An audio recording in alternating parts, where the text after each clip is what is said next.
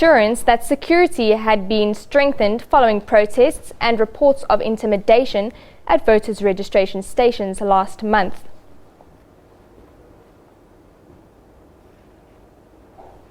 The IEC says it's ready for the final voters' registration weekend. It is still trying to update the voters' roll and has sent text messages to more than 5 million South Africans.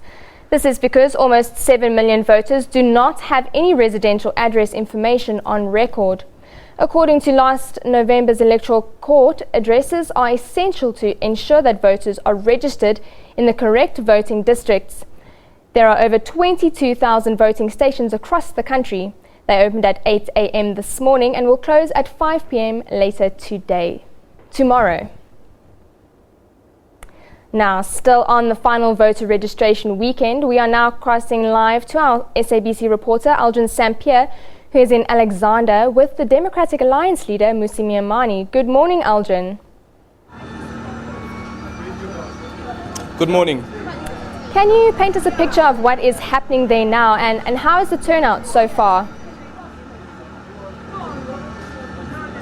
Well, it's been a slow start this morning, and I've been making this comparison since the start of the morning. That if you compare the queue outside the election registration station here, and you compare it to the queue outside a Fedcook Palace just in front of the election registration station, that queue is much longer than the queue right here. But what I can tell you right now, what's currently unfolding, is that there is some sort of tension between the political parties that have set up their tables here. You have the EFF on the one side as well as the ANC on the one side, and knowing that Mmusi Maimane, the Mmusi Maimane, the DA leader, will be here in Alexandra, the DA has decided to set up their table right in the middle of the street. So there's some tension between the political parties, and they've asked the DA to move their marquee out of the way because it is also obscuring the view of the polling station. And just an indication to people making their way to these voting registration stations is that make sure that you do have your ID,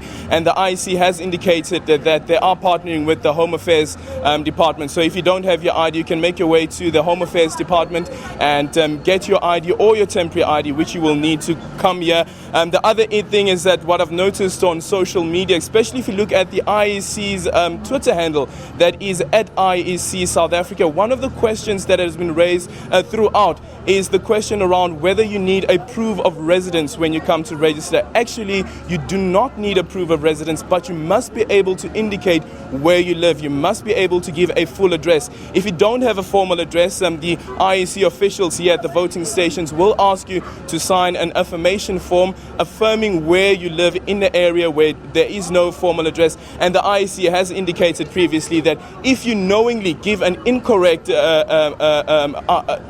address, you will be held liable. It is a criminal offence. Okay, now a lot of people have been worrying about the registration of their addresses. Have you spoken to any voters there this morning? Are they facing these challenges this morning?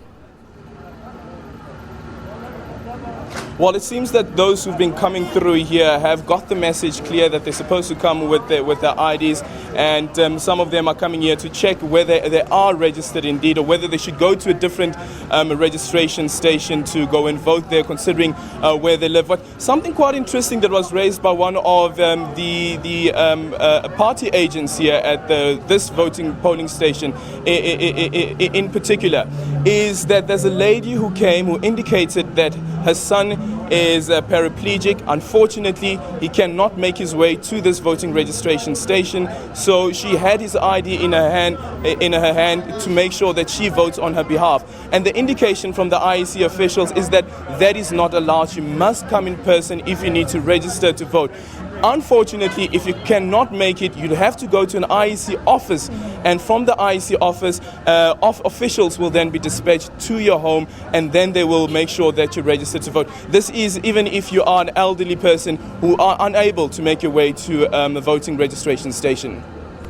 And you said a little bit earlier that there's a little bit of tension between some of the political parties there regarding their stands.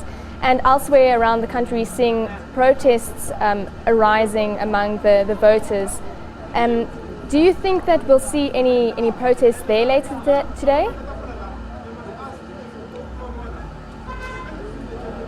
I'm just going to ask you to repeat that question because there's...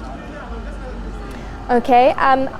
There's a couple of protests that are arising around the country at the voter registration centres, and it seems from the views on your side that it's quite peaceful, but for now. Do you think that we'll expect any disruptions later on? Well, from the residents here, there doesn't seem to be that there are any plans of a protest here outside this polling station in particular.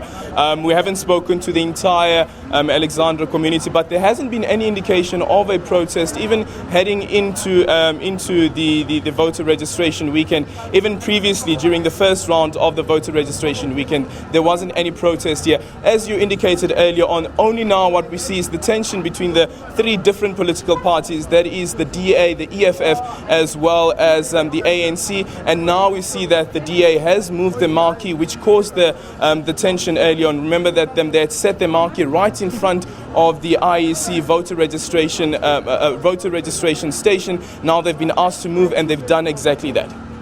Okay, thank you so much, Aldrin. We will be crossing to you a bit later for an update. That, of course, was our SABC reporter, Aldrin Sampier, joining us from Alexander, just one of the 22,000 voter registration stations that are open this weekend. We now cross to our reporter, Witness Tiva, who is in Vuwani in Limpopo. Good morning. Yes. Morning to you and to our viewers. Can you tell us how the mood is like where you are situated right now? Yeah, let me indicate that basically in the Vuwani area and its surrounding villages, there's no movement in terms of the IEC voter registration centers being opened. But earlier on, we've seen a number of police officers escorting IEC officials from Malamulele to come to Vuwani to ensure that the voter registration centers are opened. So at the moment, we are still waiting to see as to whether about 40 voter registration centers in the Vuwani area will be opened or not. But with me here is the spokesperson for the IEC in the province, Mr. Mutsiri Ramafalo, who's going to talk to us with regard to the challenges that they are facing. Mr. Ramafalo, what are the main challenges that you are facing as and when you try to access the voter registration centers here in the Vuwani area and its surrounding villages? Thanks, Witness. The main challenges that we are facing now is we have road blockages where community have blocked the roads, and that makes it impossible for us to reach some of the areas. But in areas where we didn't experience those kind of things, we were able to reach those areas, and we have opened the stations there. Are you able to give us a percentage of how many stations are opened and how many are still going to be open today, because you are indicating that you're facing some challenges with regard to the access roads to a number of villages? In terms of numbers, I can say we have less than 50% of the voting stations that we have opened this side, physically so. But we're working on them, and we will be opening them soon, because we have security agencies assisting us in opening those roads to those particular areas, and it looks like we are winning in that regard. That was the IEC spokesperson in the province, Mr. Mutsiri Ramafalo, painting a picture of what they are intending to do going forward. Thank you very much, Witness. That was our reporter, Witness Tiva, joining us from Vuwani in Limpopo. And now we cross to Crisalda Lewis, who is in Ennerdale. Good morning, Crisalda. Crisalda, can you hear me?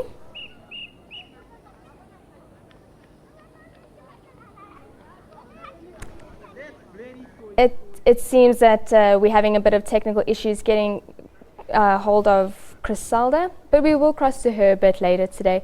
We'll now take a short ad break.